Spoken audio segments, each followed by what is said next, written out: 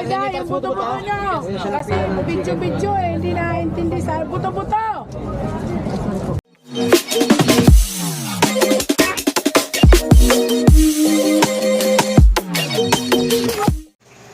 What's up mga tol? Ayan, good morning. It's Papa Kids TV yan, alright. Good morning sa inyo mga tol. Samahan nyo kami, pupunta kami kay Diwata. Ayan. Mag-honest review lang tayo sa parisan ni Diwata. Sama natin yung Team Paangat. Alright, let's go. Totoo nga ang chismis, talagang dinudumog yung parisan ni Diwata o mga tol. Umaga na tayo nagpunta rito pero may mga pila pa rin mga tol.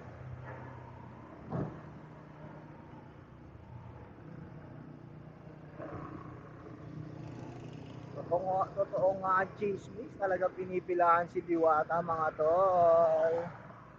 Ayan, tignan nyo, ayan, nandito na tayo sa may Pasay. Tignan nyo yung pila oh. Oh, ha? Ano? Ano yung pila mga tol? Oh, tignan nyo nga. Oh, saan yung mga pila oh. Diba? Grabe, ang dami. Ayan. Hanap muna kami mga parking mga tol. Lang, zero, may stamp na ba kayo? 1, Buto-buto.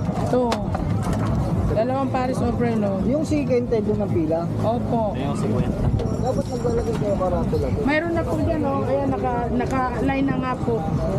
Buto-buto, para sa buto-buto, kanino? Ano, dalawang overload, tsaka... Hoy, guys, yung buto-buto nyo. Kasi video-video eh, hindi naintindi sa buto-buto. Ate, kung bibili sa ba ito? Kanina pa kasi ako sabi siya kunin ang buto-buto. Alam ko, galit ko eh. Hindi na nakakinig. Sir, down to, kapay lang si Siki. Kaya nga sa chicken. Dito. Ayan, paborito natin na longganisa. Yan, titigman natin yun. Tol, wag na yun tol, nalaglag na eh.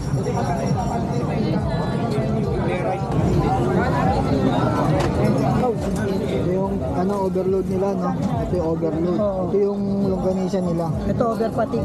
Open patig. Yan. The moment of truth, tikman natin. Review rin natin mga tol.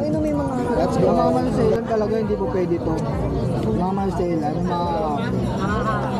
Mayaman.